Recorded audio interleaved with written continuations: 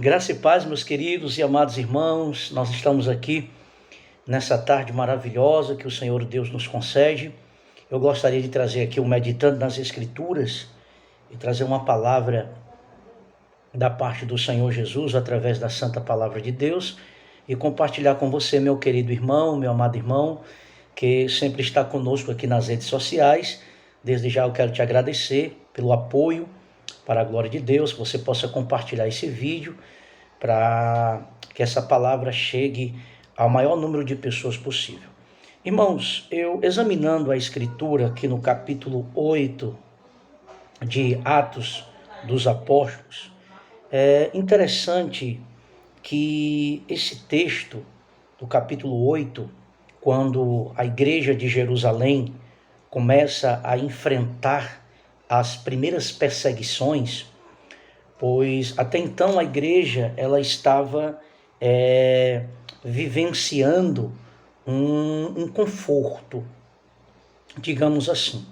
A igreja de Jerusalém, depois ali de Atos capítulo 2, depois da descida do Espírito Santo, em que os apóstolos e um número de 120 irmãos foram cheios do Espírito Santo, e a gente vê ali o início, a continuação da obra missionária, da obra de Cristo.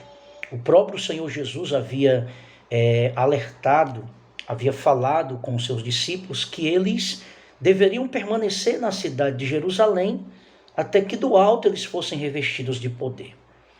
E em obediência a essa ordem imperativa de Jesus Cristo, os apóstolos, os discípulos, os seguidores de Jesus permaneceram ali na cidade de Jerusalém, até que eles recebessem o poder do Espírito Santo para o cumprimento da missão de evangelizar, de anunciar o evangelho de Jesus Cristo, anunciar a morte, os milagres, os ensinamentos, a ressurreição de Jesus Cristo. E ali a igreja em Jerusalém. De repente, Atos capítulo 2, eles recebem o poder, o Espírito Santo desce sobre eles, poder do Espírito Santo, e eles começam a ser testemunha. E a ordem era que eles deveriam ser testemunha, eles deveriam anunciar o evangelho, fazer a missão, tanto em Jerusalém, Samaria e até os confins da terra. Mas essa ordem, em algum momento, estava sendo desobedecida. A igreja primitiva não estava obedecendo essa ordem de Jesus, a ordem da grande comissão, a missão. A missão não era apenas pregar em Jerusalém, mas pregar em Samaria, Judéia, Samaria e até os confins da terra. Em algum momento a igreja teve um crescimento tão espetacular, tão impressionante. Na primeira exposição, primeiro sermão de Pedro, quase 3.000 almas. Houve assim um crescimento extraordinário. E aí, nós temos um perigo, Nós temos o perigo de crescermos tanto e esse crescimento gerar um acomodismo. Porque a igreja já cresceu tanto, aí não precisamos mais fazer missão, não precisamos mais pregar ou fazer a obra missionária, a obra de evangelização. Então a igreja cresceu demais ali em Jerusalém, os irmãos viviam uma vida satisfatória, nenhuma das autoridades lhe incomodava, não havia nenhum tipo de perseguição, os irmãos viviam em harmonia, em comunhão. Nós temos aqui em Atos capítulo 2, depois da descida do Espírito Santo, o retrato de uma igreja maravilhosa, um retrato de uma igreja de comunhão, de alegria. Todos os dias o Senhor ia curando, salvando, uma maravilha.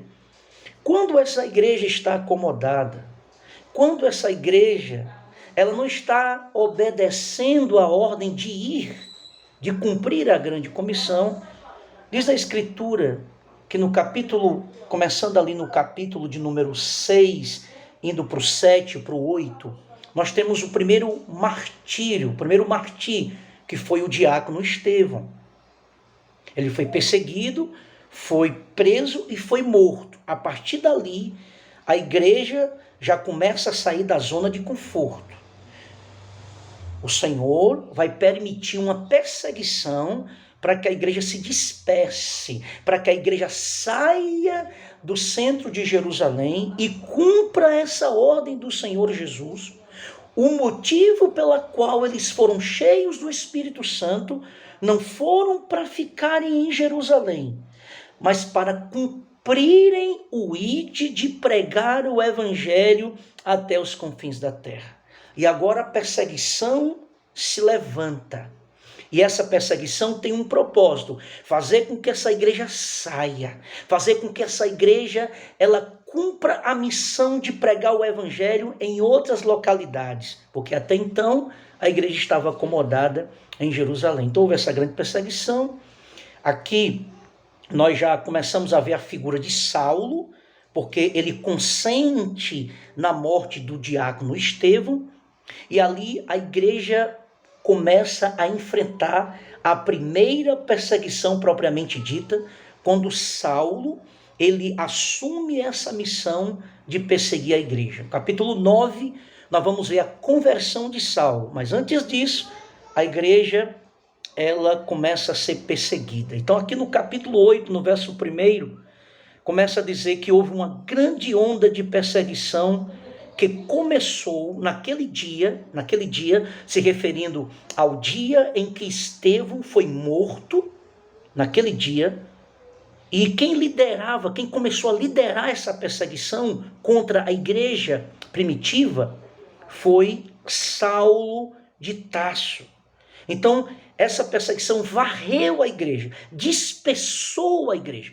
Apenas os apóstolos ficaram em Jerusalém para continuar ali a igreja, sede, até então. Mas os demais irmãos, os diáconos, evangelistas, os demais obreiros, toda a igreja se dispersaram. Tiveram que sair de Jerusalém por conta dessa perseguição. E aí, depois do destaque que se dá ao ministério de Estevão, agora um outro diácono, que também faz parte daqueles 7 que foram escolhidos no capítulo 6 de Atos, ele também vai ter um destaque. O nome dele é Filipe. Isso mesmo, Filipe. Depois dessa perseguição, diz a Escritura que Filipe foi para a cidade de Samaria e lá ele pregava Cristo. A mensagem era cristocêntrica. Era a mensagem falando sobre a vida, a obra, a morte e a ressurreição de Jesus Cristo, mostrando o cumprimento de todas as profecias do Antigo Testamento que apontava para Jesus Cristo. Então, Filipe, ele chega em Samaria, depois dessa perseguição, ele começa a pregar as boas novas a respeito de Jesus Cristo, e houve o Pentecoste em Samaria. Houve um Pentecoste entre os samaritanos. O Espírito Santo trouxe muitas conversões naquela cidade pela pregação do evangelista, do diácono Filipe. Houve um mover sobrenatural de Deus naquela cidade pela pregação do evangelho, de maneira que muitos se converteram, muitos sinais, milagres, prodígios, paralíticos, aleijados eram curados. E houve uma grande alegria naquela cidade. Houve um avivamento em Samaria através de um diácono que, por causa da perseguição, saiu pregando o evangelho. Por quê? Porque há um nível de presença de Deus, há um nível de poder, de graça que é dado a nós quando nós cumprimos em obediência a grande comissão.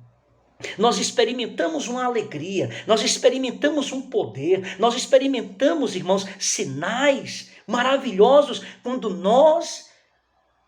nós obedecemos a ordem de Jesus e pregamos o evangelho e anunciamos o evangelho de Jesus Cristo aos perdidos, ao mundo. Porque foi para isso que Cristo nos salvou, foi para isso que Cristo nos resgatou. Para que nós pudéssemos pregar, para que nós pudéssemos anunciar. E os eleitos de Deus, aqueles a quem o Espírito Santo deseja salvar, Ele vai salvar pelo poder da pregação do Evangelho. Nós pregamos e o Espírito Santo converte os corações, mas é necessário que a igreja cumpra essa missão, porque se a igreja não cumpre a missão de evangelizar, se a igreja não cumpre a missão de fazer missões, ela está em desobediência, portanto é pecado, e a igreja sofre as consequências disso. Mas aqui diz a Escritura que houve um avivamento naquela cidade. E em destaque, um homem especial se converte. E o nome dele é Simão. Esse homem, ele morava na cidade de Samaria há muitos anos. Diz a Escritura que ele praticava feitiçaria. Ele era um feiticeiro. Ele era um ilusionista, um mágico.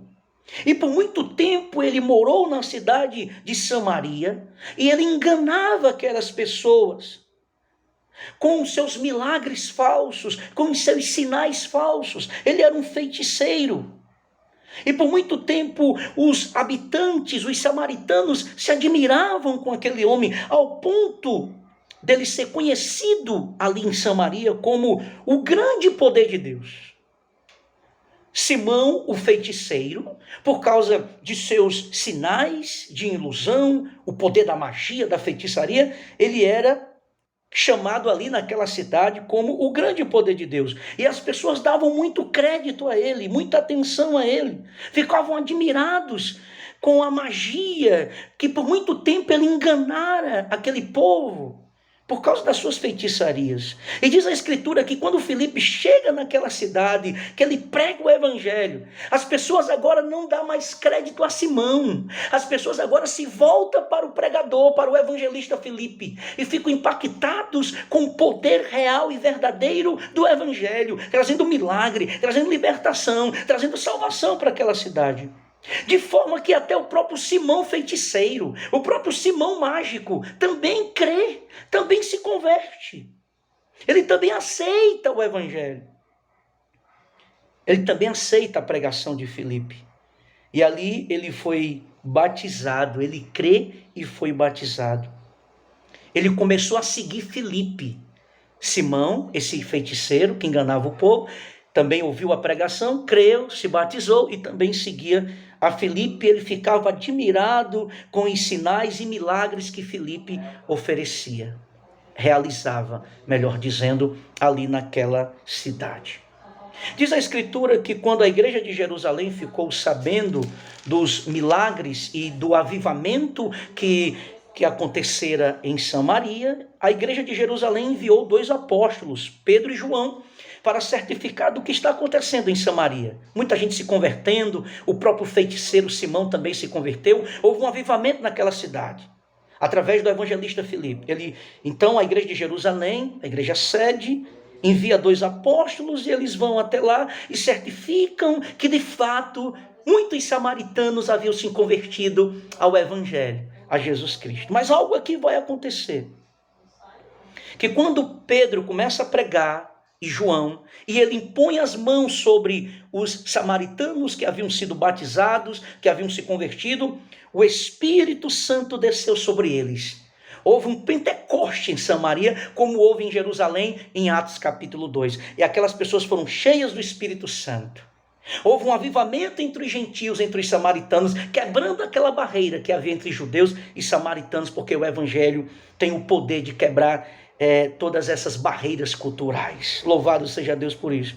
Mas diz a Escritura que esse Simão feiticeiro que havia crido e que seguia Filipe, que havia se batizado, quando viu que através da imposição das mãos dos apóstolos as pessoas recebiam o Espírito Santo, ele ofereceu dinheiro aos apóstolos para receber esse poder, para que ele também colocasse as mãos sobre as pessoas e as pessoas recebessem o Espírito Santo. Ele oferece dinheiro aos apóstolos para também receber esse poder. Mas aí Pedro olhou para ele e disse: olha, que o seu dinheiro seja destruído com você. Está aqui em Atos capítulo 2, eu estou lendo o verso 20. Pedro, porém, respondeu: que o seu dinheiro seja destruído com você, por imaginar que o dom de Deus pode ser comprado. Você não tem parte nem direito neste ministério. Pedro dizendo para Simão, aquele falso convertido. Daqui a pouco eu vou trazer as aplicações aqui. dessa mensagem, mostrando essa geração de Simão que existe hoje, nos nossos dias também. Então Pedro diz, você não tem parte desse ministério, pois seu coração não é justo diante de Deus. Arrepende-se de sua maldade e ore ao Senhor. Talvez ele perdoe esses seus maus pensamentos, pois vejo que você está cheio de amarga inveja e é prisioneiro do pecado. Então Simão exclamou, orem ao Senhor por mim, para que essas terríveis coisas não me aconteçam. Então observe que Simão se converteu, mas as práticas, os pensamentos de misticismo, esses pensamentos de magia, de feitiçaria, não havia saído do coração, nem dos desígnios, dos pensamentos de Simão. Ele até creu, ele até foi batizado, mas ainda estava enraizado no caráter de Simão, essa tendência de querer ter poder, essa tendência de querer aparecer, essa tendência de querer impressionar as pessoas com o poder. Porque outrora ele era chamado de o poder de Deus, mas agora, diante do verdadeiro poder, ele percebe que o poder que ele tinha aparentemente não era o poder de Deus. Era um poder totalmente do diabo, que usava esse homem para enganar os samaritanos. Mas agora, diante do verdadeiro poder de Deus, dos milagres que Filipe está realizando, e da maneira como Pedro e João colocavam a mão sobre os convertidos, e eles recebiam o poder do Espírito Santo, Simão, então, diante disso, ele oferece dinheiro para barganhar, ou para tentar comprar o poder de Deus, para que ele continue usando esse poder para se promover, para barganhar, para enriquecer e para enganar o povo. Ele quer usar o Espírito Santo, ele quer comprar as coisas espirituais, ele quer usar o dinheiro para as coisas santas, para as coisas espirituais. Então, veja que esta é a mesma geração de muitos cristãos, de falsos cristãos, de falsa conversão nos dias de hoje. São a geração de Simão. A geração de Simão, que outrora eram feiticeiros, que outrora eram beberrões, que outrora eram prostitutos, que outrora eram cheios de misticismo, cheio de superstições, eram adeptos de práticas de magia, eram adeptos da idolatria. Esse é o quadro de muitos. É a forma como nós chegamos na igreja nessas condições. Como Simão, que recebe o evangelho, é um feiticeiro, mas ele crê, mas ele foi batizado, como muitos de nós também, que vamos até Jesus com todas essas práticas de feitiçaria, de prostituição, de idolatria, e cremos, aceitamos a palavra, até nos batizamos também, e fazemos parte ali da comunidade cristã, seguimos a igreja, seguimos o pastor, seguimos uma denominação, e estamos ali inseridos dentro do contexto da igreja. Mas de fato nunca nos libertamos. Mas de fato, nunca houve uma transformação genuína no nosso caráter. Por quê? Porque ainda praticamos coisas do nosso velho homem, como Simão. Como Simão. Ainda há o desejo por poder, ainda há o desejo de barganhar com o evangelho, de querer comprar, achando que por eu dar um dízimo ou uma oferta, ou pela capacidade, algum talento que eu tenho, eu posso manipular as pessoas, eu posso através disso me promover e ganhar dinheiro. Não é isso que nós estamos vendo nos dias de hoje. Os chamados artistas gospel, pessoas que se vendem, pessoas que vendem o evangelho, pessoas que estão fazendo da palavra, da fé, do culto ao Senhor, forma de enriquecer ilicitamente. Vendendo uma hora para trazer uma exposição bíblica de um dom, de uma capacidade, de um poder que não vem de nós mesmos, mas vem de Deus, mas estão enriquecendo, estão vendendo, estão usando a palavra de Deus, estão usando as coisas espirituais para enriquecerem, para enganar as pessoas, como Simão. Essa é a geração de Simão. É o falso convertido, que não há mudança, que não há transformação. O coração está cheio de inveja, o coração está cheio de ganância, a avareza, cheio de coisas do mundo, porque não se converteu, ele não faz parte da igreja, essas pessoas não fazem parte do corpo de Cristo, estão entre nós, mas não fazem parte da igreja do Senhor. Esse é alerta que eu gostaria de deixar para você, meu irmão. Que você examinasse esse texto e olhasse esse quadro que nós vemos hoje, essa geração de Simão, que não se libertou das suas práticas pecaminosas, que estão na igreja só por causa dos milagres, porque diz a Escritura que Simão olhava para Filipe, mas não dava importância à pregação, não dava importância à palavra, a Cristo, mas apenas ficava impressionado pelos milagres. Tem tanta gente que só vai para a igreja porque quer receber milagres, eles não querem compromisso com Deus, eles não querem viver um evangelho de renúncia, eles não querem viver um evangelho santo, eles não querem viver um evangelho de mortificação dos desejos da carne, eles querem receber bênção, eles querem receber prosperidade, eles querem receber dinheiro, eles querem se tornar ricos por causa da maldita teologia da prosperidade, que ensina que o cristão, para ser abençoado, ele tem que comer o melhor da terra, ele tem que ter o melhor carro, ele tem que ter apartamento, ele tem que ter muito dinheiro na conta. Esse falso evangelho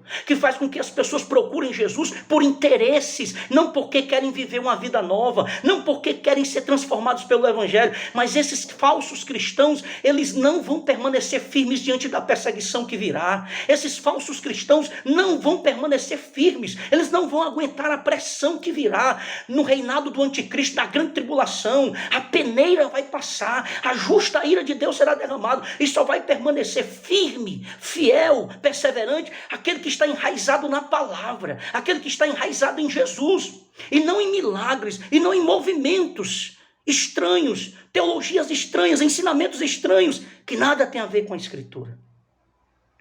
Essa é a geração de Simão, só quer seguir a Jesus por causa do milagre, por interesse, barganhar, oferece dinheiro, porque acham que estão pagando o seu dízimo, estão pagando, né? Estão negociando, eles não devolvem o seu dízimo, não cumprem os seus votos, suas ofertas, por amor, por obediência, por gratidão, mas querem barganhar com Deus, é o toma lá da cá.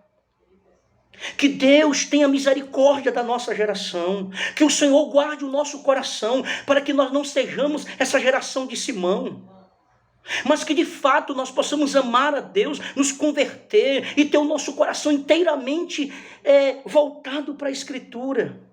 E quando Simão vê Pedro e João orando, descendo o Espírito Santo sobre as pessoas, ele oferece dinheiro. Aí o que é que Pedro diz para ele? Vá para o inferno com seu dinheiro. Vá para o inferno com seu dinheiro. Porque você não faz parte desse ministério. Você está entre nós, mas você é um falso cristão. Mas você de fato nunca amou o Senhor Jesus. Você de fato nunca viveu intensamente essa experiência de vida transformada. Esse é o quadro que nós vemos nos dias de hoje de apostasia. E esse é um alerta para nós, igreja, para que nós possamos ficar atentos a tudo isso que está acontecendo e possamos nos preparar para a vinda de Cristo e continuar pregando e continuar com o nosso coração firme nesta palavra, e que nós não venhamos sermos levados, que nós não venhamos ser enganados por esse falso evangelho. E ali Pedro diz: você está cheio de inveja. Inveja de quem? De Filipe. Simão estava com inveja de Filipe porque havia perdido a posição dele ali. Tem muitos que estão com seus corações cheios de inveja, de amarga inveja. Por quê? Porque Deus está usando, porque Deus está honrando e não se alegra com a vitória do irmão. Que o Senhor Jesus nos liberte desses sentimentos e que de fato nós possamos orar, orar.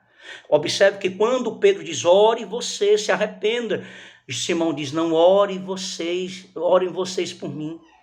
A geração de Simão não quer ter relacionamento pessoal com Deus, mas quer estar sempre dependendo das orações dos outros, porque não quer viver as suas próprias experiências com Deus, de oração, de intimidade, de busca pelo Senhor Jesus.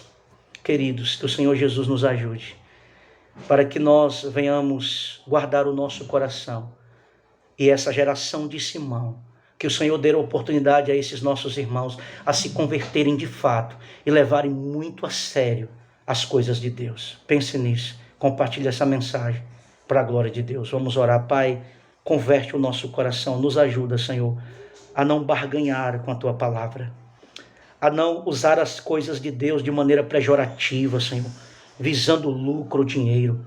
Nos liberta da inveja, da amargura, e que o Senhor nos use, Pai, com muita sinceridade e verdade, para que nós possamos viver essa palavra e pregá-la com fidelidade. Obrigado por esse momento, em nome de Jesus.